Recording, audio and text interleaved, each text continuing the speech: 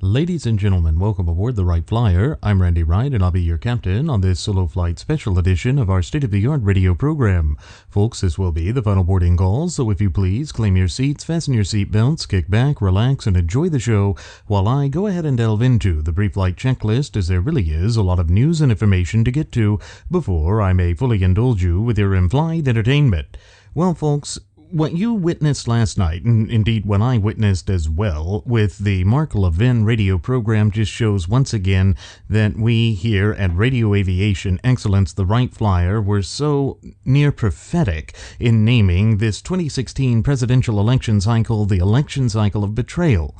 And the reason that I can say that with the utmost amount of confidence that I do, sitting here, speaking into this microphone, conveying this message unto you, is because Mark Levin did sell out. Remember that earlier during the primary process, and indeed shortly after Texas Senator Ted Cruz did end his campaign for the White House, Mark Levin came out and said that Donald J. Trump is just doing whatever he can to help Hillary Rotten Clinton win, and that he is no conservative, and therefore that he was part of the Never Trump movement. But apparently, Mark Levin, like so many of the ne'er-do-well type of Never Trumpers who didn't really believe in the oath that they had given, has trouble understanding the definition of never. And again, it kind of plays into this game of semantics that we've been warning about here at Radio Aviation Excellence, the Wright Flyer, dating back to our premiere episode, which aired on September 11th of 2015. And perhaps what we need to do for those who have been struggling with this, particularly those in the so-called right-wing conservative punditry and commensurate, is have a refresher as to exactly what the definition of the word never means. So let's take a look at its definition and go from there. Okay, so here we are. We're looking at never. As an adverb, it means at no time, in the past or future, on no occasion, not ever.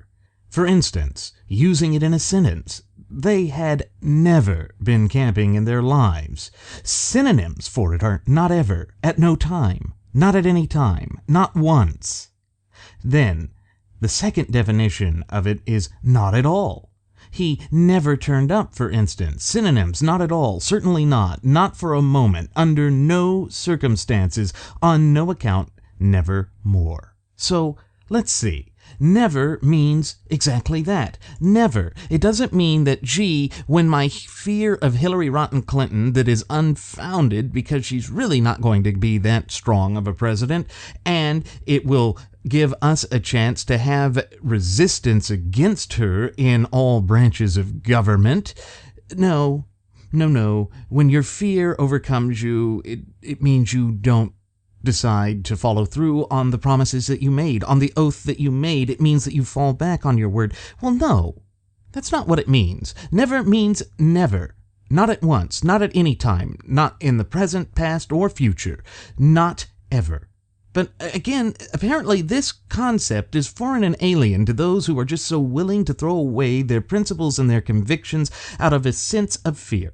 Out of a sense of fear that the only way that we're going to be able to protect and safeguard our fundamental and inalienable rights, which were endowed to us by our Creator, the God of nature himself, is to capitulate on those rights. So you have to sacrifice your principles in order to save a principled country. Remember that our founding fathers expected this country to be a virtuous representative republic. And what they meant by virtue or virtuous republic is that the people would have a good moral foundation and that they would never back down from that. But apparently for Mark Levin, that doesn't make any sense. For Mark Levin, that's just going too far out on the limb, being too abstract with reality. But nothing could be further from the truth. When you really need to look at what is causing this nation the type of heartache and woe that we have encountered throughout these disastrous 2 terms of the Barack Hussein Obama regime, the main problem has been divorcing ourselves from our principles, refusing to stand up for the clear and concise language contained within the 4 corners of our shared United States Constitution. Remember, folks, that the Constitution is the key that will unlock the chains and shackles of governmental servitude, bondage, tyranny, but above all, oppression. But people like Mark Levin just seem to be struggling with that. People like Lush Bimbo have gone so far out of their way to betray it that it makes you wonder if they ever really believed in it in the first place. Now, I don't have that sensation with Levin, but I do have a sensation with Levin that he's just a dyed-in-the-weather, a spring chicken type conservative, meaning that he'll wear his conservatism on his sleeve, he'll use it to build a career, and yes, a part of him believes it, but his fear, his trepidation, his petrification with respect to Madam Hillary Clinton is enough to make him abandon all of the principles that he's worked towards ever since he graduated from law school. That's sad. It's truly sad that so many conservatives are so afraid that they are unwilling to stand by that which is the only thing that can infuse this nation with a second wind, that can allow the true ultimate wielders of popular sovereignty in this once thriving and flourishing representative republic of ours to stand up shoulder to shoulder in solidarity and unity and reject these notions that are diametrically opposed to everything that our nation once stood for and represents. I wish that I had words of comfort and solace to convey as I sit here and speak into this microphone, but this abysmal 2016 presidential election cycle has proven to me that so many people just don't even have a connection with the foundational roots and principles of this once thriving and flourishing representative republic and vibrant community of popular sovereigns of ours. And that means that the work that we have to do in our capacity as the true ultimate wielders of popular sovereignty in these United States of America is all the greater. It means that the frothing at the mouth Fabian socialist leftists truly are closer to achieving their agenda than previously imaginable. But again, I'm not at the point where I'm willing to give up faith and hope in the American people. I'm not willing to give up faith in the great cause of liberty that the United States of America has stood for and represented since its inception 235 plus years ago. Because if we recall, looking back in the annals of history, one of the greatest teachers available to the entire scope of humanity, we see that our founding fathers had to grapple with close calls, that there were numerous occasions in which it was thought that the cause of independence and thereby the fight for liberty was lost. But they persevered. They persevered because they did the one thing that Mark Levin and various others like him have refused to do, and that is to stand by their principles. That is to fight for what is right. And so we see that this is what the betrayal is. This is the danger of everything that the frothing at the mouth Fabian socialist left is attempting to achieve. Because every time you buy into that erroneous notion of voting for the lesser of two evils, you are essentially empowering and giving credence to the frothing at the mouth Fabian socialist leftists who believe in incrementally poisoning the American society and our social fabric and framework so that they can then fundamentally and irreparably redefine us, transforming us away or fundamentally changing us away from that of a constitutionally endowed federalist representative republic based on the natural law tenets. And folks, the natural law tenets by their nature are timeless. I know that I have repeated this oft times and over again to the point that it's almost ad nauseum, but when people like Mark Levin just don't get it, he's doing a great disservice to his audience members, and I don't blame those audience members who believe that he can't be trusted now. It's like giving someone a sense of confidence to make them a personal confidant, and then they betray that confidence. They may still be close friends. They may still be people that you admire. But guess what? Their trustworthiness has been shot. They've thrown that out the window. They have abandoned that, and it has left them with this problem. And the only way that they can overcome that problem is to attempt to re-earn our trust. Trust and respect are not just given, they must be earned. You see, that's what my first officer, Jeremy Grapenton, and I are trying to do with you. We want to earn your trust. And that's why we tell you not to take the things we say at face value, that we want you to dig up and root out the primary sources for yourself to see if the message that we are conveying to you every time that we come to our microphones and speak is in line with the facts or in line with the way you see things. And of course, we will never fully agree on anything 100% of the time. That's part of the beauty of humanity. Just imagine how dull the earth would be if we were all sycophantic yes men or women running around agreeing with each other all the time. That would be one of the most dull things imaginable. But with respect to Mark Levin, it's one thing to have a disagreement. It's quite another thing to make a profound statement and then backtrack on it. In that sense, he's no different than Florida Senator Marco Rubio. Remember that Marco Rubio, in the aftermath of his failed campaign, had immediately said that he would be never Trump, that he would never support the mafioso quafioso, and then magically never suddenly began to become a Merriweather thing, I'm never Trump when it suits me on this day, but I'm also not running for the Senate again, but then actually it turns out I am. You see, that is the duplicitous nature of what most people find atrocious about politics. That is what has disenfranchised so many decent, hard-working, red-blooded American citizens away from the American system of polity.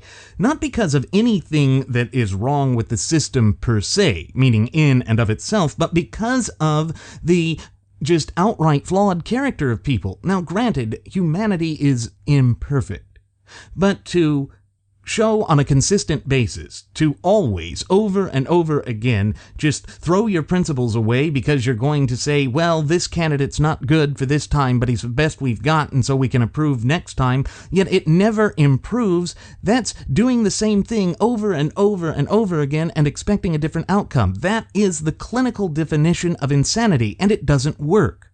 So Marco Rubio and Mark Levin, as well as all of these other sellouts, charlatans, hucksters, and carnival barkers, can join the Trump train.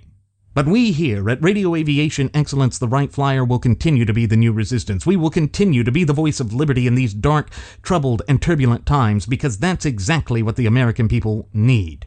You see, we have always said, we have always avowed to, and we will keep our word to empower our cherished listening audience and passengers, because they are the ones who are the true ultimate wielders of popular sovereignty in this once thriving and flourishing representative republic of ours. They are the ones that deserve to be empowered, because they are the only ones endowed with the authority by God omnipotent and almighty to place this nation back onto the path to prosperity. That is the harsh, stark reality that so many people have forgotten with respect to the arena of American politics. They forget that they are the true ultimate wielders of popular sovereignty, and that is by design, that our founding fathers had always expected this nation to be one in which the people were the true ultimate wielders of popular sovereignty. Now, how can I be so certain of this? I can already hear the shrill, discordinal, and disharmonious out of sync singing by the Lion Branch Trumpvidians cowering and just huddling in their Trumpvidian tabernacle, saying, "But Randy, you can't know that that's what the founding fathers meant, or that the people are the ones with inherent sovereignty, not after Obama." Look at the first opening lines of the preamble to our shared United States Constitution, you nitwits. It states, "We the people." That's not we, those who are blindly loyal, slavishly devoted to Donald J. Trump. And on the flip side of that, it's not those who are blindly and slavishly devoted to Hillary Rotten Clinton, nor to Gary Johnson or Darrell Castle, or that Hoefling character with the American Party. No.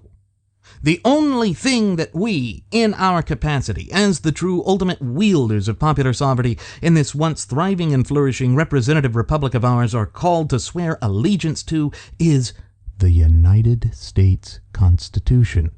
Now, I know that may seem so strange, alien, foreign, perhaps too bigly and abstractly for the Lion Branch Trumpvidians in their Trumpvidian tabernacle to understand, so let me repeat it. but slower, so that it will sink in to the porous cells of their brains. Here we go. The only thing that we are called upon to swear allegiance to in these United States of America is the Constitution, not a candidate, not a government branch or entity, not anything, but the Constitution. And the Constitution, in the first lines of the preamble, says, "We the people do ordain and establish." Now, what does that mean? That means that we created this government. That means that this government operates with the consent of the people via a great social compact or contract, and that social compact or contract is none other than the United States of America, which, pursuant to Article 6, Clause 2, what is known in the common vernacular as the Supremacy Clause, is the Constitution itself. The Constitution itself composes the supreme law of the land, and yet none of the two political candidates for the mainstay political parties in this country are doing anything to show that they are loyal to and allegiant to the United States Constitution. And because the United States Constitution also goes so far as to define what it means to be an American citizen, it means that they are also not loyal to or allegiant to the true ultimate wielders of popular sovereignty, we the people. You see, folks, it really is that cut and dry. It really is that black and white, and I know that the political class and punditry has trouble wrapping their minds around that because they want to obfuscate everything. They are the ones that want to add levels of obfuscation and obstruction and complication to something that is so simple because it is the natural law. Now, what do we mean by natural law? Maybe that has been one of the shortcomings of those of us who are true dyed-in-the-wool constitutional compositionists. It's that we haven't put forth a fully solid working definition of the natural law. So I'm going to take a stab at that right now, right here, as I sit here and speak into this microphone, conveying this message unto you. So here we are. Here is a working definition of it. Natural law is a philosophy that certain rights or values are inherent by virtue of human nature and can be universally understood through human reason. Historically, natural law refers to the use of reason to analyze both social and personal human nature to deduce binding rules of moral behavior. There you have it, folks. There you have it. There is the natural law. You see, because it is universally applicable, because of its universal nature, and because mankind is a rationing, reasoning being, it shows that the natural law, by its inherent nature, is timeless. And therefore, the natural law tenets that form and underpin the bedrock foundation of not only our shared United States Constitution, but also our federalist, representative, republican form of government is just as applicable today as they were 235 years ago, as God willing they will be 235 years from now. But part of what our founding fathers understood in their infinite wisdom and foresight was that the forces and agent provocateurs of tyranny, despotism, but above all oppression, are exceedingly manipulative. They are conniving. They are wily in their efforts to try and strip and deprive the true ultimate wielders of popular sovereignty of that authority which was rightfully endowed to them by their Creator, who happens to be none other than the God of nature himself. And therefore, they also inherently understood that whenever you're dealing with fundamental and inalienable God-given rights, you also must be cognizant of the fact that that is always couched with an equally powerful duty, obligation, but above all, responsibility. And in the course of our entire, let's just call it an umbrella of fundamental rights, it is the duty, obligation, and responsibility of the true ultimate wielders of popular sovereignty to proactively maintain and safeguard those rights. Well, how do you do that? You do that by being active in participating with the system of polity. You do it by holding all candidates accountable. And when those candidates do not live up to the natural law tenets that form the bedrock foundation of our country, then they have not earned your vote. Much like respect and honor, that is something that must be earned. You don't just give that away freely. Imagine it as though it is the interior of your house. Are you just going to let any stranger off the street that you know nothing about, who has an appearance of being a nefarious, rabble-rousing sort of individual into your house, a ruffian into your house? No. Are you going to just let prying eyes everywhere just view everything you do? I mean, yes, of course that happens with respect to the National Security Agency, or NSA, and their violations of the Fourth Amendment. But you see, look, you have to be the watchman for your votes, just as you have to be the watchman for your liberty. It's why no one has the right to tell you how to vote. No one. And we have said that time and time again on previous episodes of Radio Aviation Excellence, the Wright Flyer. No one has the right to tell you how to exercise your fundamental and inalienable God-given right to vote. Nobody. We don't. Donaldoff Julius Caesar, Trumpus doesn't. Barack Hussein Obama doesn't. Texas Senator Ted Cruz doesn't. Utah Senator Mike Lee doesn't. None of us have that right. But you know who else really doesn't have that right either? Those who are pushing for a tyranny of false unity. Those who are going to tell you that you're wasting your vote. They do not have the right to tell you that. Sure, they have the right to spew it, but they don't have the right to be heard, and they don't have the right to be given any credibility, just as one who wants to seek the highest office in the land has to earn our votes. And those of us who are loyal to the original tenets, to the original and proper scope and application of government as outlined, defined, and mandated by the clear and concise language contained inside the four corners of the United States Constitution, we will only vote for those who have earned our trust and respect. Because, as we have said over and over again to the point of ad nauseum, the only thing that matters, and the only thing to which we swear allegiance, is the United States Constitution. That goes back to the bedrock foundation of this nation some 235 plus years ago. That is the true history and guiding light of the United States of America. But far too many are so afraid that they just feel willing to sacrifice everything for security, for this false premise and faulty hope and erroneous notion that somehow by sacrificing our essential liberties we will gain security and then we can make it better. Folks, that's like having your house being on fire, and instead of putting the fire out, you go and water the plants because they might be dehydrated from the heat. No, you address the most pressing issue, and the most pressing issue is going to be the flames that are licking at the foundation of your home, threatening to destroy it in that raging inferno. Well, that's exactly what we are facing right now, and the choice between Donald J. Trump and Hillary Rotten Clinton is no lesser of two evils. It's why I often say it's like picking between the two lesser of weasels to determine who is going to be guarding the henhouse. A weasel is a weasel and will still eat the chickens, and it will still destroy us in the end. Or, another way to look at it is, would you rather be shot in the temple with your right hand with a .45 ACP automatic, or would you rather be shot with a .45 caliber revolver in your left hand? Either way, that bullet is going to travel through your cranial cavity, tearing up your brain and ending your life. It's not the lesser of anything. It's just two different methods of suicide. Perhaps the best thing you could do is realize that you control the trigger pull and put the gun down.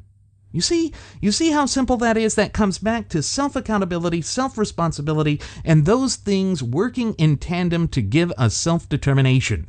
And that's the amazing thing. We, in our capacity as the true ultimate wielders of popular sovereignty in this once thriving and flourishing representative republic of ours, are truly self-determinant. But we are only self-determinant when we realize that, when we are cognizant of and aware of the fact that that is an option. But those who are just so viciously pushing for a tyranny of false unity, they don't want you to realize that, because again, it goes against their ability to push for that authoritarian and totalitarian strain that just seems to become a new norm in the arena of American politics. Well, enough is enough. The American people are not about totalitarianism. We're not about authoritarianism. That is exactly the direct polar opposite of everything that this nation has stood for since its founding. But why is it that so many are willing to sacrifice their liberties, to sacrifice their conscience, their principles, and above all, their sacred honor for this sense of security in a candidate who shows that he is hardly different than Hillary Rotten Clinton in anything, and either way, both of them are going to continue the death spiral that currently ails and afflicts this once thriving and flourishing representative republic and vibrant community of popular sovereigns of ours. I'm sorry, folks, that's just the way it is. There is no way to sugarcoat or candy coat that. That is how we see it, and we here at Radio Aviation Excellence, the Wright Flyer, just call it the way it is, because we know deep down in our heart of hearts that the truth always has a way of shining through, that the truth always has a way of coming through, and as Scripture says, ye shall know the truth, and the truth shall set ye free. Well, it is time that we embrace that in this nation, and it is time, well past time, that we start living by it. And that means holding people accountable. And yes, while I still have a lot of respect for Mark Levin, while I still have a great appreciation for the work that he has done, that does not mean that I'm not going to hold him accountable for what he has done. Now, I am more willing to allow him back into the fray with the conservative movement after this is all said and done, and just goes to the inevitable train wreck of a defeat that is looming before us with respect to this general election cycle slated for later this November, because he is reserved about it. He still has hesitations about it. His conscience is still nagging at him, as well it should. Because in this nation, we are born of a philosophy. If you go back to the prophetic words of the late, great Maggie Thatcher of England, the United States of America was formed on a philosophy, whereas Europe was founded upon history. A philosophy has something deeper. And what is that philosophy of which Maggie Thatcher said that the United States is founded upon? Think back to the natural law. Here we go. We're going to redefine it yet again. Natural law is a philosophy that certain rights or values are inherent by virtue of human nature and can be universally understood through human reason. Historically, natural law refers to the use of reason to analyze both social and personal human nature to deduce binding rules of moral behavior. So that's what the Constitution is built upon. That is what the Constitution is. That is why this nation has the longest contiguous or uninterrupted running constitutional document in the entire course of human events. That means in all of world history, there has never been a nation with as open, honest, stable, or free a system of government as these United States of America. Does that mean we're perfect? No. People like Edmund Cucksack over there at LifeZets with Laura Ingraham, who are practicing their alt-right neo-Nazi salute, just don't understand that. They don't care to understand that. They would rather plunge the United States of America into an untested, untried, unproven system. Well, you know who did that after the collapse of the stock market in the 1920s? First, it was fascist Italy. Then it was Nazi Germany. Hitler was untried, untested, but he sure said, we're going to make Germany great again. We're going to make Deutschland great again. Did he? No. No, he ultimately led them to ruination. His totalitarian practices and policies directly led to the death of 6 million innocent individuals. So spare me the crap about how we have to choose the lesser of two evils, because that's like saying who's more evil, Joseph Stalin or Adolf Hitler. The answer is neither one. That really is that simple. A frothing at the mouth totalitarian dictator type is still a dictator, is still going to kill you as dead. Were the 6 million Jews just as dead as the millions of people killed in the gulags in the Soviet Union? Yes. So, for those that are pushing for a tyranny of false unity, get over yourselves and go to hell. Because what we stand for in this nation is for liberty.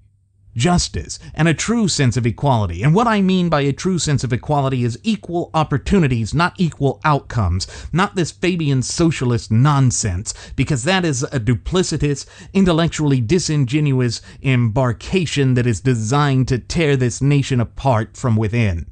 You see, it falls upon us to reject it. And Mark Levin, before we end this segment, let me remind you of the prophetic words of Benjamin Franklin. Those who sacrifice essential liberties for a fleeting sense of security deserve neither liberty nor security, and shall surely have neither.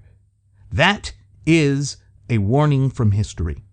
It is a warning about the natural law tenets which we have so oft-times explained on previous episodes of Radio Aviation Excellence, the Wright Flyer, that are, by their very nature, timeless, meaning they're still just as applicable today as they were at the inception of this country 235 years ago, as God willing they will be 235 years from now. But when you have people who won't stand by the principles, people who should know better, that's right, Mark Levin, I'm pointing my finger directly at you, realizing that three fingers can be pointing back at me, but I can always say that I remained an ardent supporter of our shared United States Constitution. It means don't sacrifice your principles for a sense that that is the only way to save this nation. It does not work. Use your logic, use your reasoning, use your mental faculties, and find out for yourself that what you are doing is going down a path to pain and destruction.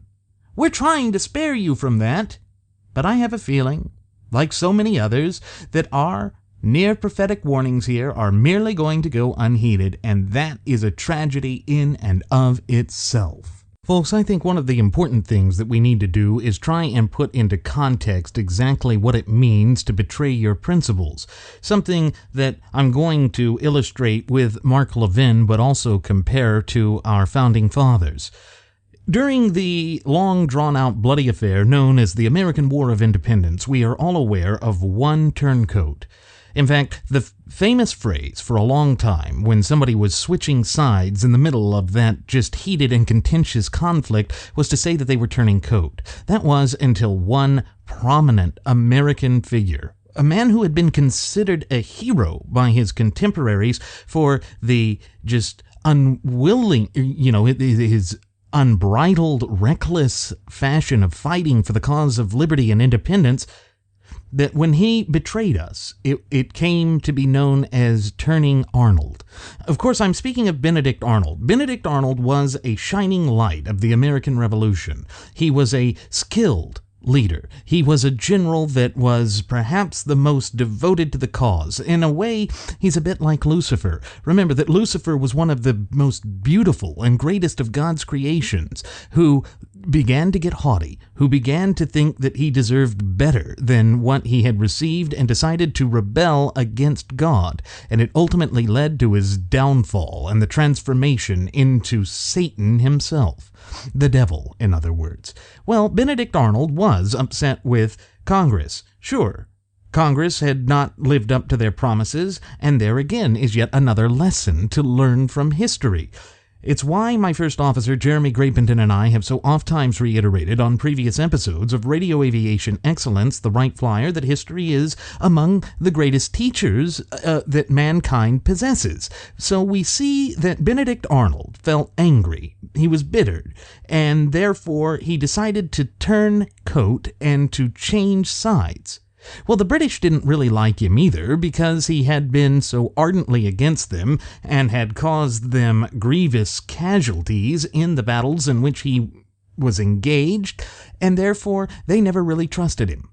As a result, after all was said and done and independence had been won, Benedict Arnold died an all but forgotten man, penniless in England.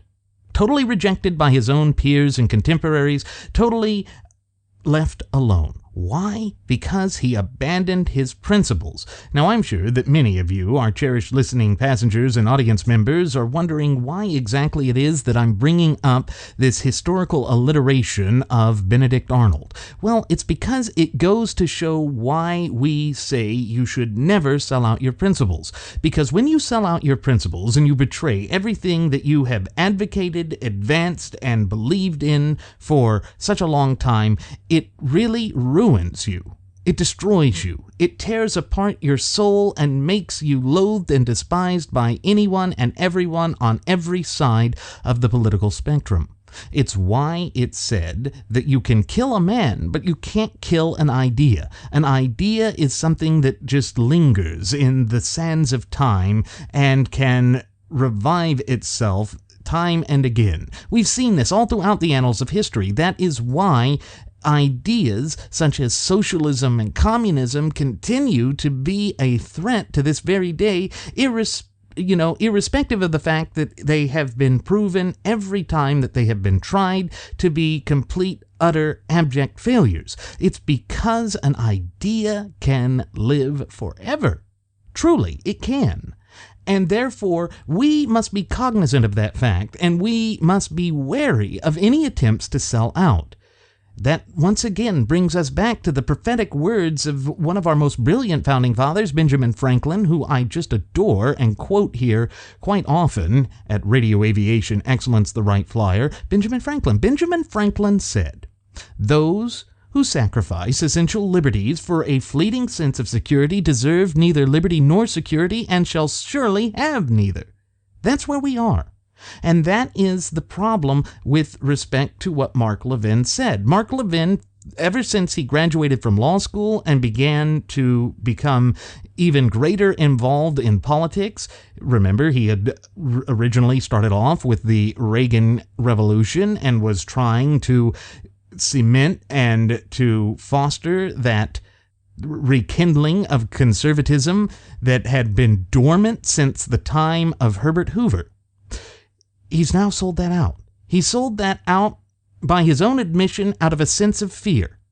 A sense of fear, a sense of longing for predictability and security in these dark and turbulent times.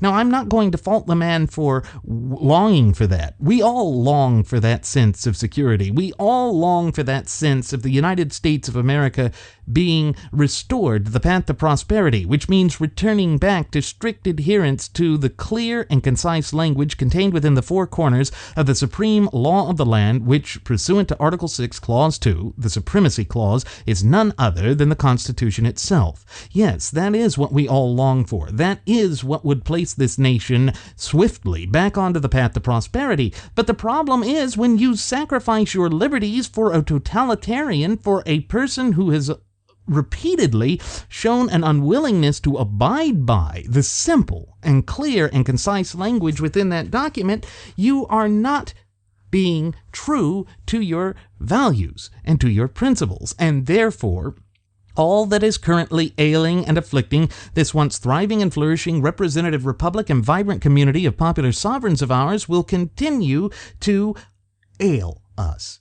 Because we are not coming forth with practicable, real-world solutions by voting for the lesser of two evils. In fact, it is the fact that we have been duped and bamboozled by that in election cycle after successive election cycle that we continuously find ourselves in a worse and worse situation. It's because it's based on wishful thinking. Wishful thinking in and of itself per se cannot achieve great things.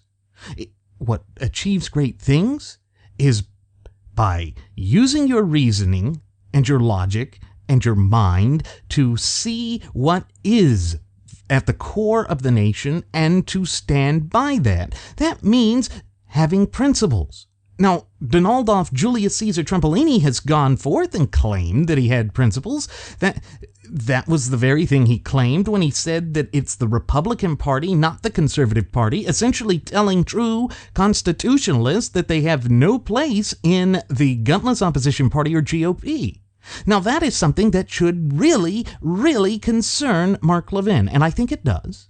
And that's why I give him a little bit more of the benefit of the doubt than I do to someone like Sean Hannity, who has gone forth on Twitter and just tried to lay the blame of the inevitable defeat that's looming over the head like some dark cloud of the New York billionaire, businessman, real estate tycoon, and all-around vulgarian Donald J. Trump, who also happens to go by the two alter egos of either John Barron or John Miller on any given day, at Ted Cruz and never-Trumpers like Glenn Beck and yours truly, and at the time that he did it, Mark Levin as well.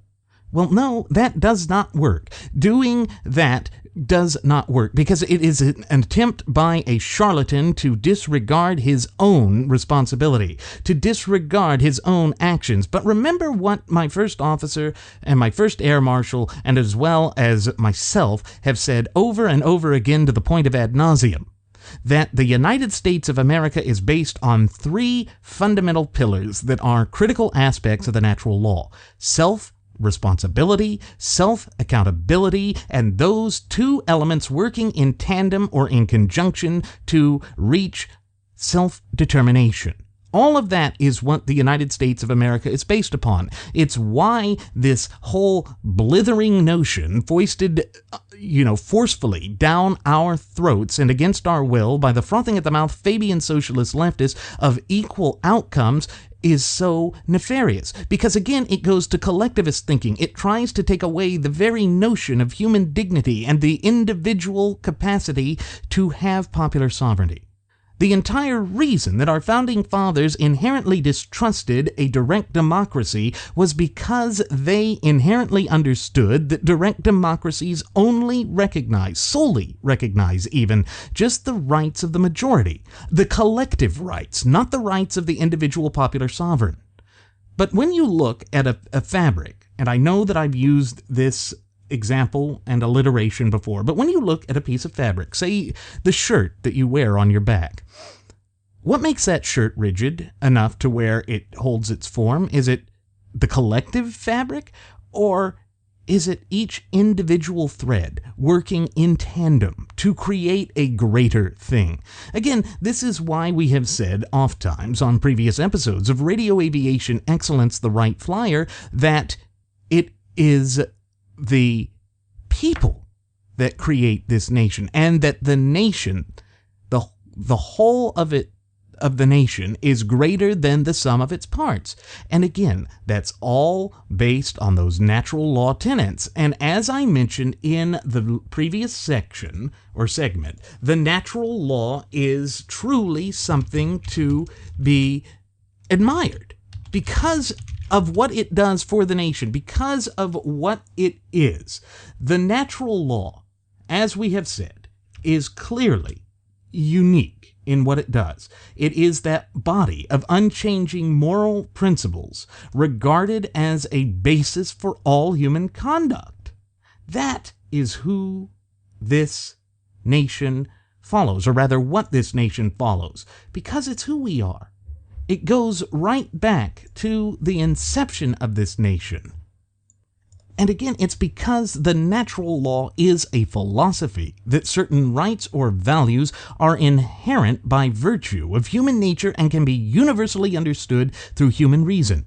And again, as per history, natural law refers to the use of reason to analyze both social and personal human nature to deduce binding rules of moral behavior. So, again, when we say that the twin cancerous doctrines of political correctness and moral relativism are truly some of the most destructive elements that have been brought forth in this once thriving and flourishing representative republic and vibrant community of popular sovereigns of ours, it's because it is diametrically opposed to that philosophy upon which this entire nation is built. But again, Mark Levin has essentially fallen into the same type of trap that Benedict Arnold did at the time of that long, drawn-out, bloody, and bitter campaign known as the American War of Independence. The American Revolutionary War really was a dogged fight, folks.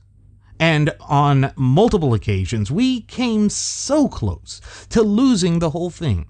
But you know what our founding fathers valued above all else, and it's why they risked everything? It was their sacred honor. That is something that is required in a constitutionally endowed federalist representative Republican form of government based on that bedrock foundation of natural law. It is required that we value our sacred honor above all else, meaning that we don't just willy-nilly go out and support these people who go out and try anything within their power to ignore this. It means that despite the fact that we're afraid, despite the fact that we are worried about the disaster that Hillary Clinton will be, and yes, there is no doubt in my mind that she is an unequivocal disaster, my sacred honor matters more.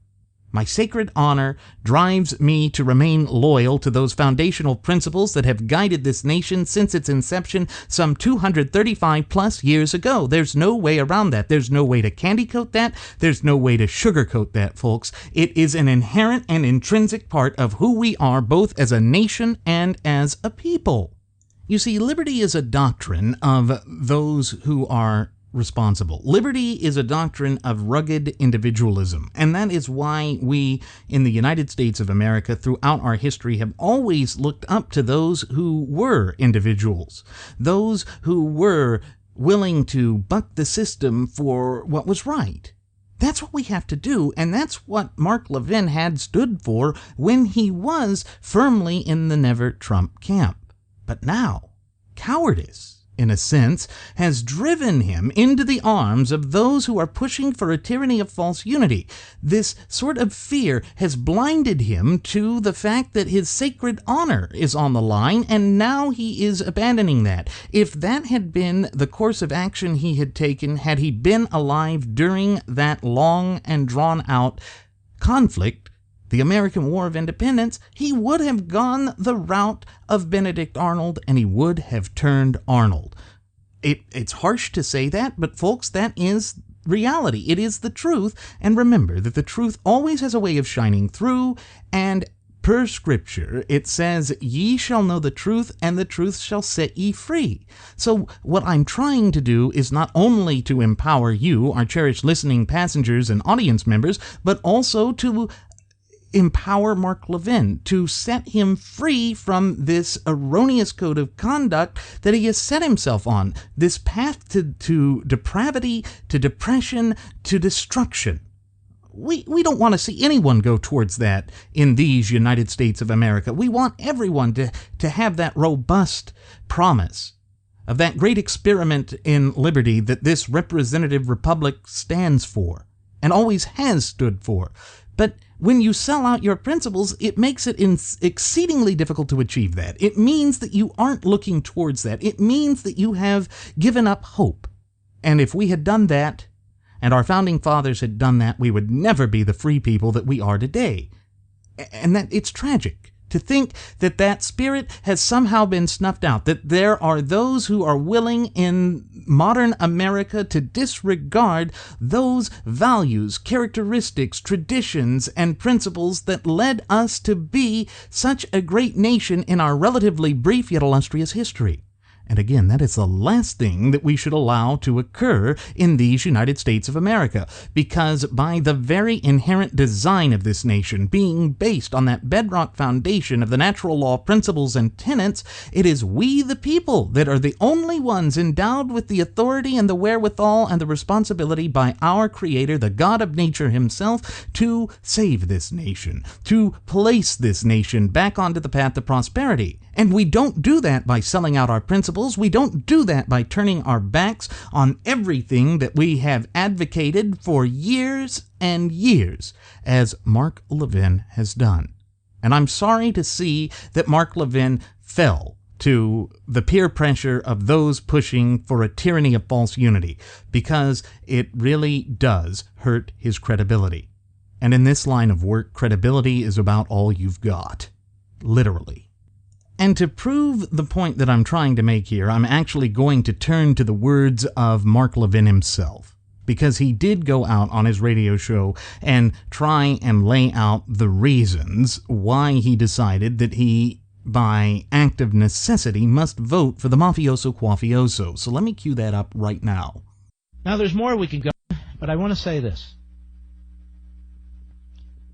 I have not been an advisor to the Trump campaign, or any campaign. I have not been an advisor to the Trump campaign. He does not call me up seeking information. Months and months ago, he would call me up, ask me my opinion, and I would basically say, you know, why don't you change your tone?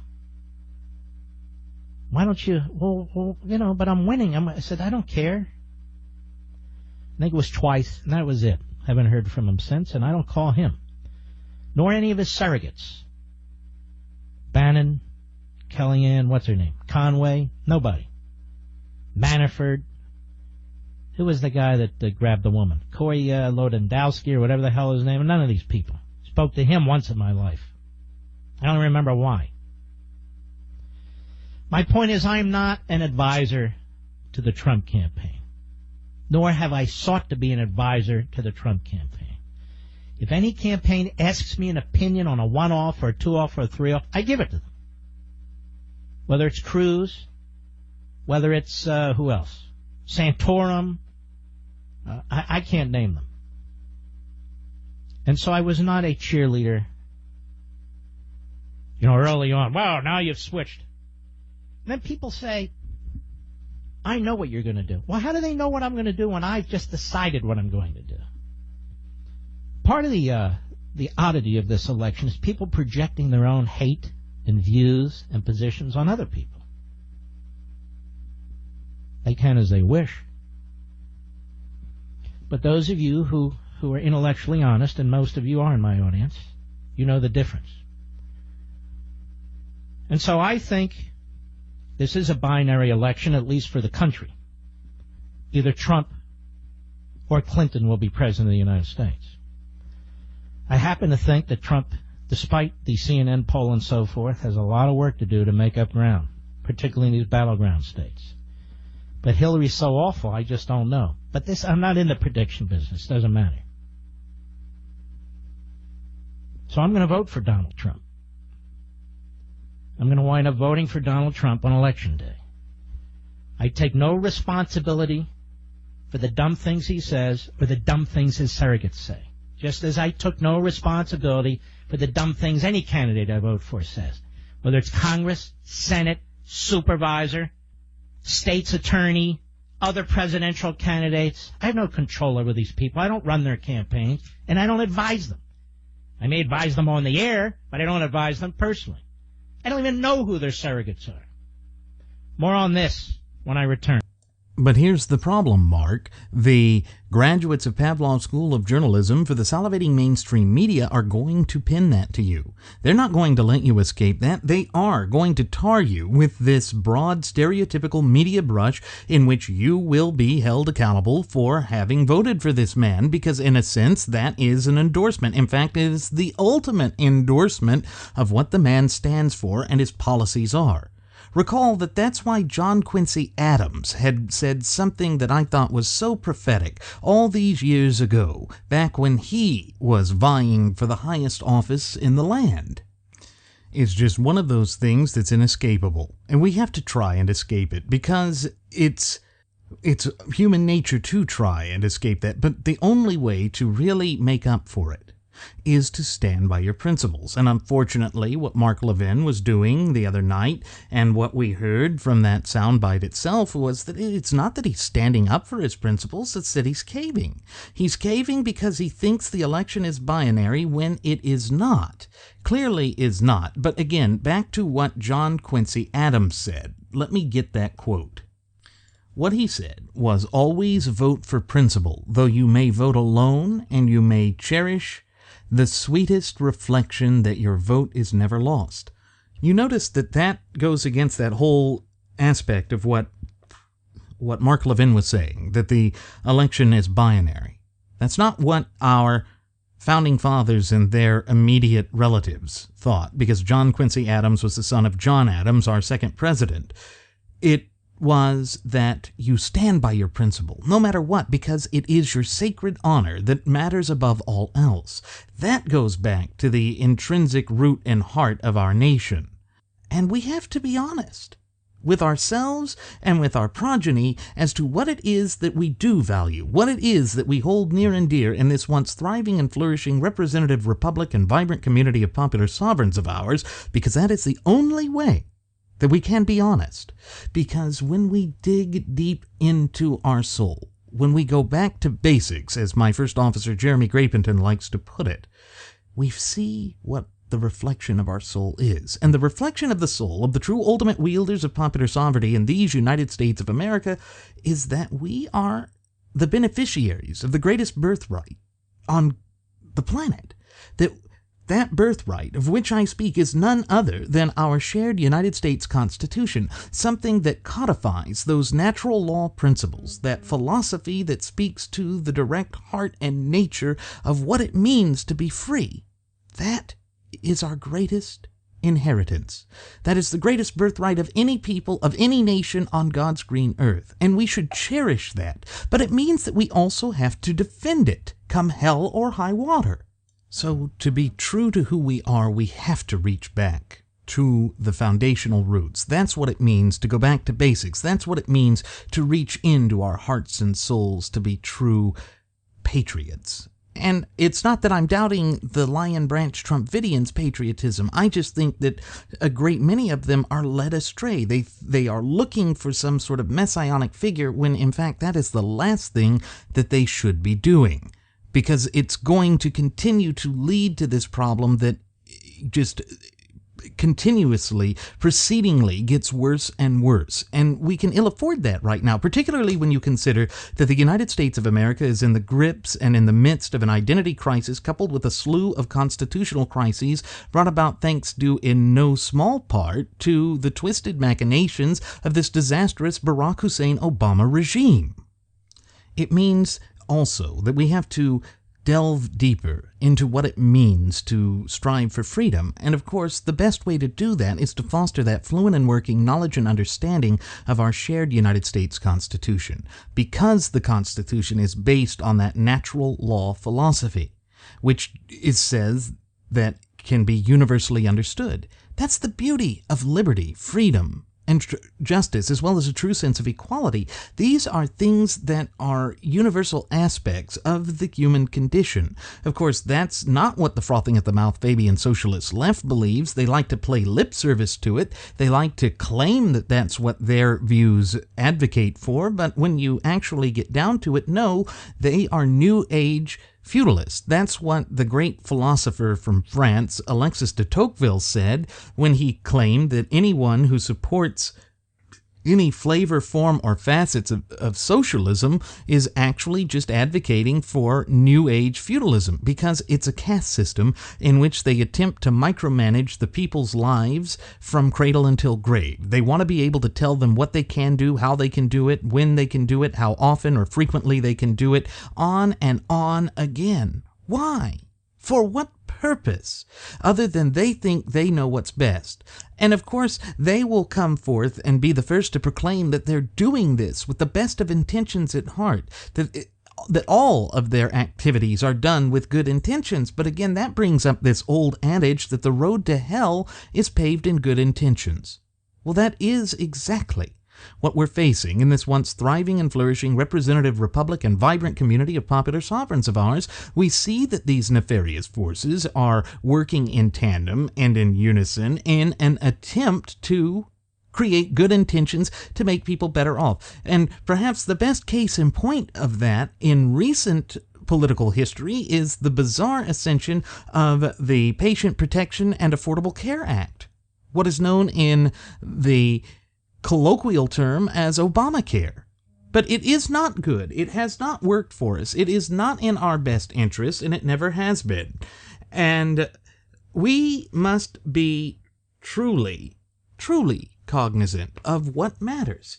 And so the way that you prevent good intentions becoming haywire and leading to a government operating outside of the proper scope and purview of the natural law is to know the Constitution backwards and forwards. It's impossible to know it fully because it's application applies to life. And we will never fully understand life itself or what life can produce because each of our experiences is different. Now, that's not moral relativism, because still there is one set of right and wrong, and that is how a justice system has to be based. That is how a system that operates in a meticulous fashion, in a fair and even-handed fashion, works. It has to be based on one code.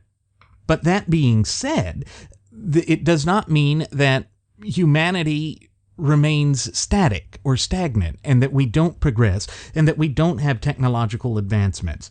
For instance, the Fourth Amendment's prohibition against unreasonable searches and seizures, and the extra bit of protection it gives to houses, persons, papers, and effects, well, that can be construed, and rightfully so, to include our electronic communications. But you notice that the government, in once again trying to push for this whole idea of they're doing it for security, that they're doing it to keep us safe, and that we're facing dark terrors and evils that our founding fathers could have never envisioned, which is a bunch of bovine and equine excrement, that they don't need to follow the Fourth Amendment when wiretapping or when looking at our emails and our electronically disseminated information or information that we store in the cloud or what have you. Wrong.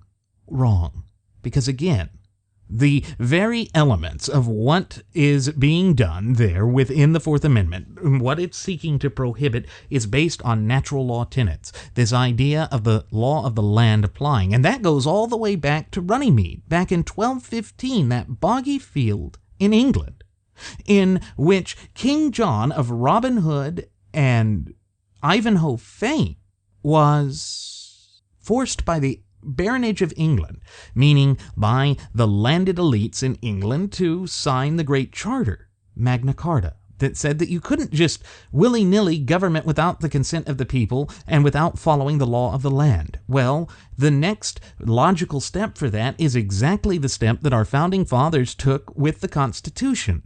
Because, as we have so oft-times reiterated on previous episodes of Radio Aviation Excellence, the Wright Flyer, pursuant to Article 6, Clause 2, the Supremacy Clause, the Constitution is the supreme law of the land, and any statutes that are made in pursuance thereof, meaning in furtherance of, or in support of, or in conjunction with. So all of these people that want to sit there and say that, well, it's just federal statute that applies, no. Or that it's treaties that apply, no.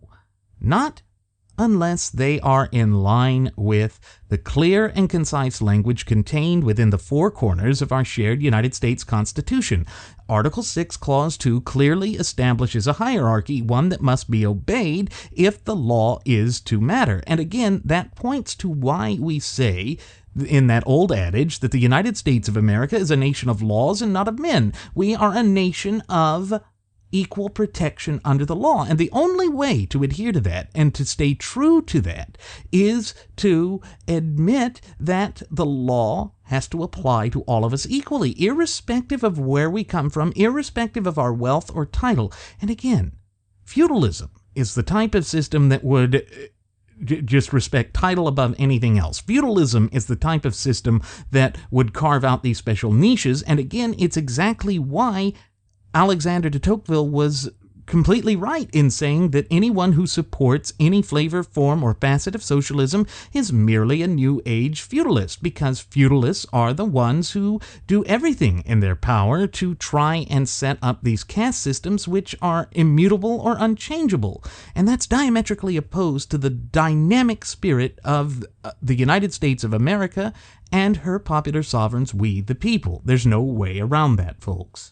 Folks, Laura Ingraham over there at her LifeZet page in her PolitiZet piece recently put out this article in which he was saying maybe we should take Ted Cruz seriously about his statement for voting your conscience, as if he was not being serious and that he still deserves all of the derision that he received on the convention floor there in Cleveland, Ohio on that second day of the Republican National Convention, it's that sort of thing that really gets at me. It gets at me because it shows that she, who claimed to be a voice for the conservative movement, has once again just proven time and time again that she sold her soul for this alternative right that's coming up. And recall that it was one of her little henchmen and underlings, Edmund Kozak, that wrote that piece that we lambasted on a previous episode of Radio Aviation Excellence, the Wright Flyer, for saying that the Constitution is a mere piece of paper, showing that he lacks the complete understanding of what it is that unites us both as a nation and as a people, and shows that he is part of the divisive nature that has become a new norm in the arena of American politics and indeed in the very system of American polity. So what she was doing is she's saying that you must vote for Donald J. Trump if you are going to vote your conscience. Again, disregarding this idea that there is an individual way to think for yourselves, to act for yourselves. Again, self-accountability, self-responsibility, working in tandem, giving us self-determination. And so what it comes down to, folks, is that there is this effort to push for collectivism on the right. That's exactly what the alternative right or alt-right stands for. They want to delve into the dangerous and sick and twisted ideology of identity politics, which is tribalism infused with this frothing at the mouth Fabian socialist agenda of divide and conquer, designed to weaken the American people, thereby allowing this nation to be more easily manipulated and fundamentally as well as irreparably transformed from being a constitutionally endowed federalist representative republic into this Orwellian nightmarish dystopia. Again, we must not embrace those things because they are directly contradictory to the clear and concise language contained within the four corners of our shared United States Constitution.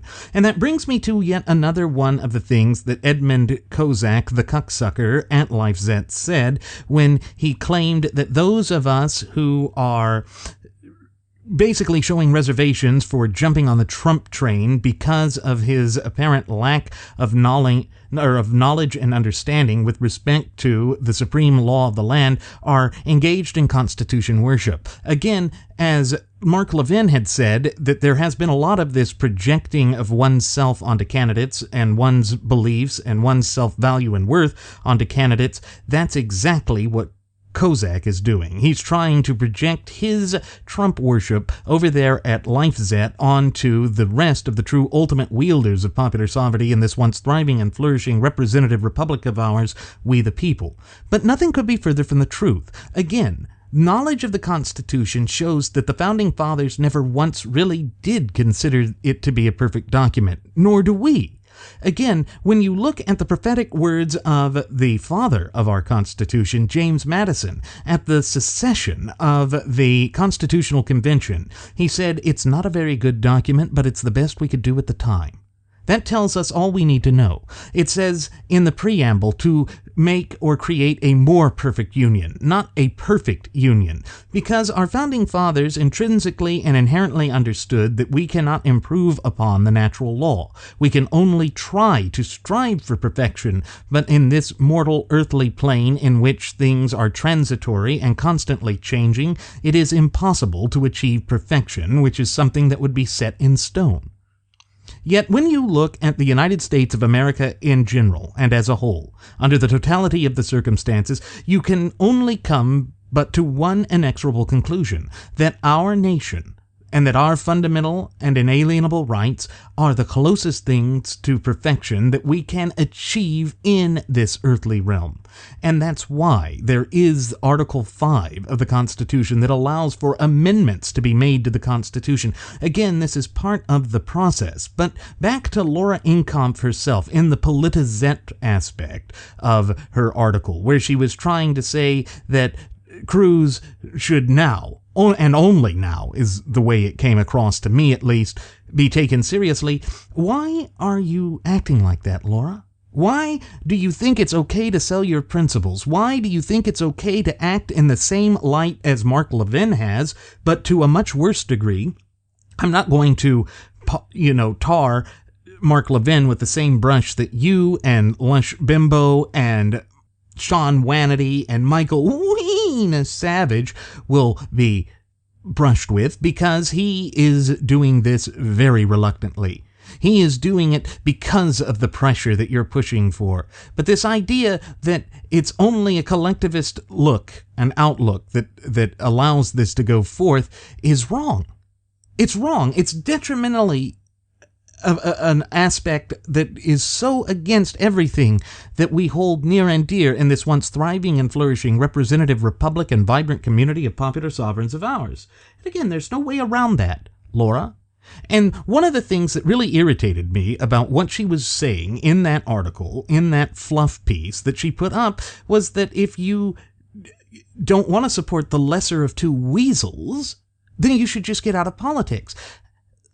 Talk much about political disenfranchisement. Laura, that's it right there. What you are doing is there. Let's be honest, folks. It's intellectually disingenuous what she has engaged in with her website over there, and we should hold her accountable and responsible for her words, deeds, and actions. I wish that there were some other way to do it. I wish that there was some way that we could still hold these people up with a modicum of respect, but as I said in the very opening segment of today's Solo Flight Special Edition of Radio Aviation Excellence, the Wright Flyer, you can't. You can't win. You have to hold people accountable, and that respect must be earned. And if you lose respect, it's so amazing, because if you lose respect, it's very hard to get it back. It can take a lifetime to build up your reputation, and you can lose it in an instant if you are not proactive, if you are not living on the straight and narrow, if you are unapologetic in your attempts to move forth with these penultimate concerns and disregard the sacred beliefs held by your fellow popular sovereigns and just try and trample upon their rights, then you are doing a great disservice not only to yourself but to your audience, particularly when you are in a position like that of Laura Ingraham, where she has a media outlet to go forth and to spew her narrative. We here at Radio Aviation Excellence, the Wright Flyer, have dedicated ourselves to empowering you, our cherished listening passengers and audience members, because we understand that deep down what it really is that has propelled our nation to such lofty heights in her relatively brief yet illustrious history is the fact that it is based on the notion that we are all the true ultimate wielders of popular sovereignty, and that our rights end where another individual popular sovereign's rights begins. That is part of the natural law, and remember that the natural law, in and of itself, by its very nature, is timeless. But that's not what the alt-right believes, and that's certainly not what Laura Ingraham seems to be saying, and this betrayal that has become a hallmark of this disastrous 2016 presidential election cycle is something that we simply cannot just ignore, nor can we sugarcoat it, candy coat it, or sweep it under the rug. And again, I bring up Glenn Beck's statement that we should not hold it against these people. Glenn, I love you to death, but good heavens, if we don't hold people accountable, then we are falling into the trap that has been laid for us by the frothing at the mouth Fabian socialist leftists, whose entire goal and modus operandi has been to pit American citizen against American citizen, to tear us down, to utterly annihilate us both as a nation and as a people. We can ill afford that. And if we don't hold people accountable, then we cannot expect to be a world leader. And isn't that what freedom is about? Isn't that what our entire system of polity and government and freedom and our very national identity has been about since the inception of this nation some 235 plus years ago? As I recall, that's exactly what our founding fathers expected. And when you go back to that long, drawn-out, bloody conflict, the American Revolutionary War, or the American War of Independence, you see that our founding fathers went out on a limb and held everyone accountable. They also expected themselves to be held accountable. Because also, if you recall, one of the things that they said is we have to stick together or hang together, because if we don't, they'll certainly hang us separately. That meant that, yes, there are consequences for your actions, Once again, looking at the heart of the American system, the heart of the philosophy upon which we were founded, it requires that we be self-responsible. And in so doing, we are also self-accountable. That gives us the self-determination to be the free nation that we were always originally intended to be. And our founding fathers expected us to hand this down to the up-and-coming generations, and indeed those generations which have yet to be born. It was to be handed down to posterity. That is why our system is meant to be open, honest, but above all free. It's the only way you can be free is to be, willing to accept responsibility, willing to accept the duties, obligations, and responsibility for all that is necessary and entails with being a free nation and people. Now, that may sound like I'm just delving into mere abstractions here, but no, folks, there is a common thread, a common denominator here that must be accepted. The best and most free nations are those which give their people control and authority. And whenever you have control and authority, it is couched with a duty, obligation, but above all, responsibility. So we here in the United States of America have been endowed by our Creator, who happens to be none other than the God of nature himself, with certain fundamental and inalienable rights. And with those rights, we have the duty and obligation, but as well as that, and on top of that, we have the responsibility to proactively maintain and safeguard those rights. And that means being a virtuous republic. It means looking forth into the future by basing ourselves on those timeless principles that have been with us since the beginning of the nation. It is for that reason that we here at Radio Aviation Excellence, the Wright Flyers, say that the key to unlocking the chains and shackles of governmental servitude, bondage, tyranny, and oppression has been with us since the very birth and beginning of this nation. That key is the Constitution, folks. That is exactly what our founding fathers intended for that sacred social compact or contract, which happens to be the greatest social contract ever devised by the hands of men, yet divinely inspired by providence above, was for. It's not that it's about perfection, it's about being the law. By being that thing that unifies us both as a nation and as a people, to give us something to strive for. With that in mind, when you look at the farewell address of the father of our nation, George Washington, and that mere prophetic warning that he gave about not falling into the trap of dividing into competing disparate factions, because we would lose sight of the overarching goals, principles, and purpose of the nation, that's exactly what has happened here. That's exactly what the alt-right and the frothing at the mouth Fabian socialist leftists are preaching. It's what they're pushing for. It's this divisiveness. It's identity politics. Again, we cannot escape from just how dangerous, detrimental, and deleterious these things are. They're not in our best interest. They're not propelling us towards that more perfect union. They are seeking to divide us. And again, when you look at the clear and concise language of the opening lines to the preamble to our shared United States Constitution, you see exactly what our purpose and our principles as a nation and as a people are. It really is that simple. It is really that open and obvious, that cut and dry, that black and white. But they don't believe it. But just listen for a moment to this beautiful, beautiful language, because it truly is a very beautiful thing. We, the people of the United States, in order to form a more perfect union, establish justice, ensure domestic tranquility, provide for the common defense, promote the general welfare, and secure the blessings of liberty to ourselves and to our posterity, do ordain and establish this Constitution for the United States of America. Now, what does that mean?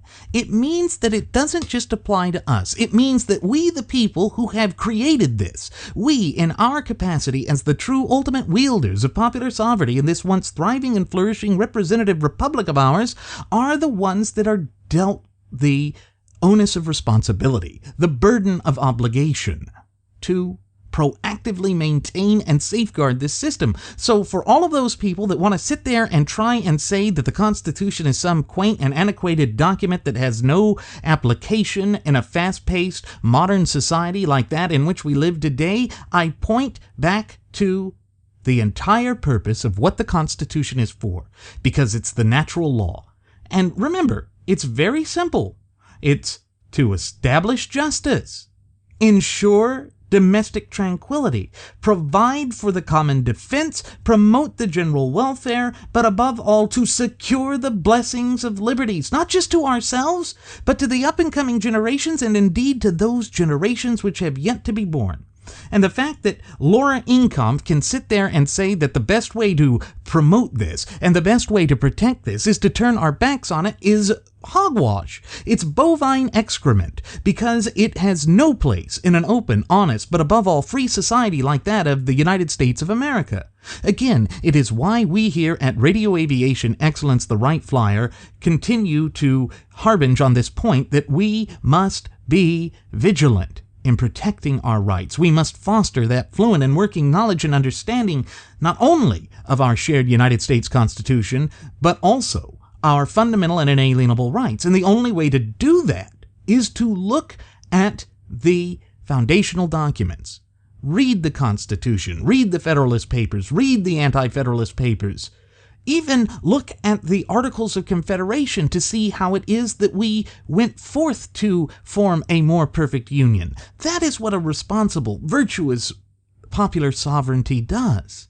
And make no bones about it, folks, we are the true ultimate wielders of popular sovereignty because, as the preamble to the Constitution says, we the people of the United States, for all of those reasons that I've just mentioned, do ordain and establish the Constitution of the United States of America. So what? Ordain. Let's mention what that means. Ordain. It sounds so archaic in a way, but it's not. Ordain. It's a verb. It means make someone a priest or a minister or confer holy orders on. That's what most people think of. But really what it means in government is to order or decree something officially. So, in other words, you can look at its synonyms to further understand it. Decree, rule, order, command, enjoin, lay or set down, establish, dictate, legislate, prescribe, or pronounce. What they were doing was pronouncing the establishment of this great social compact or contract that is the supreme law of the land. And again, that goes directly to the clear and concise language contained in Article 6, Clause 2, what is known in the common vernacular as the Supremacy Clause. So for a refresher on that, let's look at its beautiful language. Article 6, Clause 2 states, in no uncertain terms, this Constitution and the laws of the United States which shall be made in pursuance thereof, and all treaties made, or which shall be made, under the authority of the United States, shall be the supreme law of the land, and the judges in every state shall be bound thereby. Any, and then separate word, thing, in the Constitution or laws of any state to the contrary, notwithstanding. That part is amazing. Notwithstanding. That means that anything that is contrary to it is wrong. Anything that is contrary to the clear and concise language of the Constitution is incorrect. So what does notwithstanding mean? Well, as a preposition, it means in spite of. Notwithstanding the evidence, the consensus is that the jury will not reach a verdict. So let's look at the synonyms for it to help further understand it. It means despite, in spite of, regardless of, for all. As an adverb, it means nevertheless or in spite of this. So they use the example of, she tells us she is an intellectual, notwithstanding she faces the future as unprovided for as a beauty queen. And again, synonyms for it can help shed further light on it. Nevertheless. Nonetheless, even so, all the same, in spite of this, despite this, however, still, yet, that said, just the same, anyway, in any event, at any rate. But that's not the last thing. It can also be used as a conjunction, although in spite of the fact that. So the example they use is, notwithstanding that the hall was packed with bullies, our champion played on steadily and patiently. Again, the synonyms can help shed some light on it. So here they are: although, even though, in spite of the fact that, despite the fact that, notwithstanding that is really what it comes down to. And so it means, in spite of any other contrary laws, the Constitution itself is the supreme law of the land. Therefore, any laws that are passed which are directly contrary or contradictory to the clear and concise language contained within the four corners of our Constitution cannot carry the binding force of law. So for all of those who want to sit there and say that, well, Donald Trump, by not supporting the Constitution, is still better than Hillary because he doesn't support it to a lesser degree than she doesn't support it, is wrong. Because notwithstanding that, they are both standing in staunch opposition to the Constitution. You see, folks, when you go to the Constitution itself, you can find the answers to these lingering, nagging questions that just seem to never go away. And that is why it is so important to foster this fluent and working knowledge and understanding of our shared United States Constitution, because in so doing, it gives you the ability to parse it out, just as we are doing right here, to explain why we hold it with such high regard. The Constitution is everything, folks. It is everything because it defines who we are, both as a nation and as a people. It defines and mandates the proper scope and application of government. It prevents the government from becoming rogue, tyrannical, and ultimately illegitimate by keeping them within the purview of exactly what they are supposed to do. And so, unless and until we realize this and acquiesce to this, we are going to continue to see this death spiral that is haunting the United States not only continue unabated, but to accelerate exponentially. But again, we need to turn back to what Laura Ingraham was trying to say in that just verbose and voluminous article she put out on LifeZet's Politizet. So one of the things she said is, others seek to avoid the issue by saying that Hillary Clinton will win no matter what anyone says or does. But she says that's plainly not true. According to Nate Silver's Polls Plus analysis, Donald Trump has a 30.9% chance of winning the election. You know what, Laura? That's less than half of a chance. That's less than half. That means you're facing an uphill battle. That means what you are putting out on this article is intellectually disingenuous. Then she says, others try to avoid the issue by cheering on various third-party options, but it seems clear that no third-party candidate can be elected.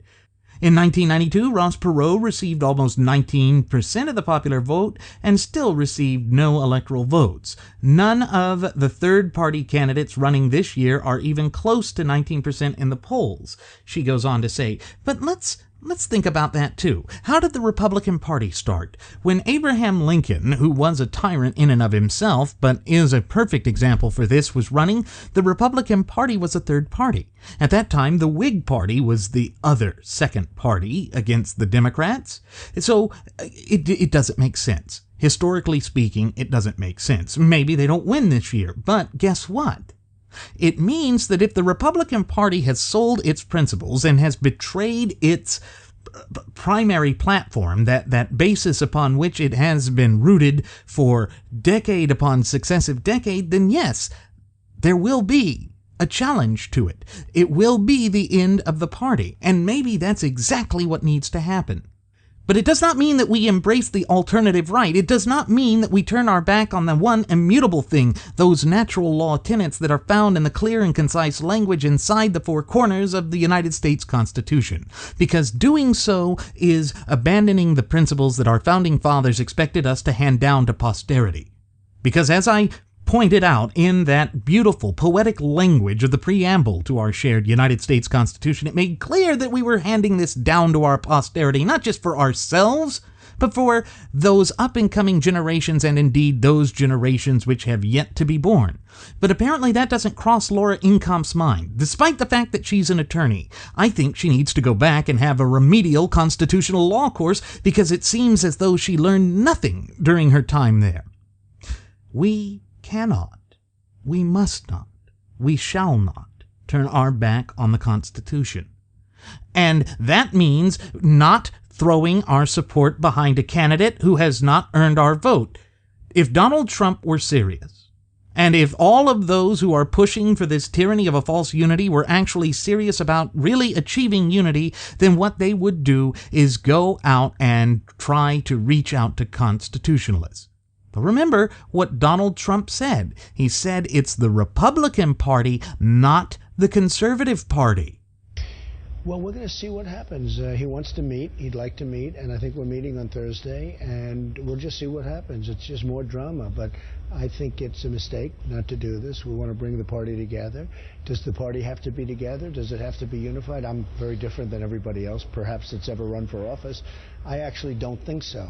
I think that... It doesn't have to be unified? No, I don't think so. I think it would be better if it were unified. I think it would be... there would be something good about it, but I don't think it actually has to be unified in the traditional sense. I'm going to do what I have to do. I have millions of people that voted for me because I have strong borders, because I want strong trade. I want good trade. I want trade. I don't want to be an isolationist, but what's happening with China, what's happening with Japan, what's happening with Mexico, they're just absolutely eating our lunch. It's a shame. It's terrible. So I have to stay true to my principles also. And I'm a conservative, but don't forget, this is called the Republican Party. It's not called the Conservative Party. But you know, folks, he's already shown that he's turning his back on his strong border position. That's why he went down to Mexico and blamed our lax gun laws for a lot of the problems that are existing between the two neighboring nations. He's backed off on almost everything, so again, he is not trustworthy. Why do we want to place the reins of political power in the hands of a man who has a well-established track record of not standing up for any of those things that we hold near and dear, any of those things that have propelled us to such a lofty position in our relatively brief yet illustrious history? These are the answers that the Lion Branch Trumpidians who go and sing their Lullard song in the Trumpidian tabernacle don't get. They don't understand it. They think that we are just worshiping at the altar of a candidate, one particular candidate, in this case Texas Senator Ted Cruz, and therefore we are worshiping the Constitution as well, because that's what they do. Well, stop projecting your foibles and shortcomings on the rest of us, because that's not how this works. That's not how this nation runs and applies, and how our freedoms and liberties are to be examined, analyzed, and applied. But you see, that's the thing. They don't want to apply any of this. They want to sit there and say that, well, conservatism didn't work. I've seen that one, I can't tell you how many times, and therefore we need to redefine it or fundamentally change it. Well, what does that sound like? Fundamentally changing. Well, doesn't that sound a bit like this? We are 5 days away from fundamentally transforming the United States of America. That's exactly what it is, folks. It's the same thing. It's no different. It's no different than what Obama was saying when he said that we are 5 days away from fundamentally transforming these United States of America. And why did he want to fundamentally transform it? To try and push for these diabolical, twisted, and dark machinations of the frothing at the mouth Fabian socialist leftists. And recall that the Fabian Society traces its origins back to the 19th century Great Britain society there that had adopted for its original iconography that of a wolf in sheep's clothing. And that is what the scriptures had shown as Satan's way of infiltrating society, perverting society, transforming it to be against the master plan that God had set forth. And so we see that that's not something that we should accept. Everywhere we turn, we see these nefarious elements are literally trying to tear away at the societal fabric of the United States of America. Therefore, when you look at it, you also see that any force that wants to stand up against the Constitution is engaging in the sort of chicanery that is diametrically opposed to our hopes, dreams, aspirations, and will and consent in our capacity as the true ultimate wielders of popular sovereignty. Again, folks, there's no way around that. This is the harsh and stark reality that we must awaken to if we are ever to place these United States of America back onto the path the prosperity. And again, it is only we, in our capacity as the true ultimate wielders of popular sovereignty, who are endowed with that authority, that responsibility, and the wherewithal to truly accomplish that. No one else can do that. No one else has the ability to do what we can as popular sovereigns. So, it falls on us and us alone, and that is why we must act. It's why we here at Radio Aviation Excellence, the Wright Flyer, make these shows, to empower you, to realize this, to act in your own best interests. And isn't that an uplifting and powerful message? I certainly hope it is. And with that said, it is time for us to begin our descent. I'm going to go ahead and send the flight attendant back for one last round of alcohol. Folks, I guarantee you she is not going to betray her principles, because her principle is pouring you alcohol. At least that's what she's principally hired to do. As always, folks, I'm your captain, Randy Wright, and I want to thank you for choosing to fly the Wright Flyer. On top of this, I invite you to leave any questions, comments, or concerns you may have either here at our YouTube page or our Google Plus page or our Facebook page, as well as to follow us on Twitter with the Twitter handle at Radio Aviation EX. One more time, folks, that's at Radio Aviation EX, and there you will find the departure board that lists my personal Twitter account as well as the personal Twitter account of my first officer, Jeremy Grapenton, our Blogspot account that has our audio-only format so that you can download and listen to our state-of-the-art radio program at your leisure and on whatever device you so choose to do so. And then there's the Cafe Press account, where you can find all sorts of t-shirts, apparel, hats, clothing, backpacks, tote bags, drinking glasses, shot glasses, clocks, watches, laptop covers, and phone protectors and covers, as well as a wide array of other things, all at reasonable prices, with either our original traditional Radio Aviation Excellence Wright Flyer logo or our first class passenger logo.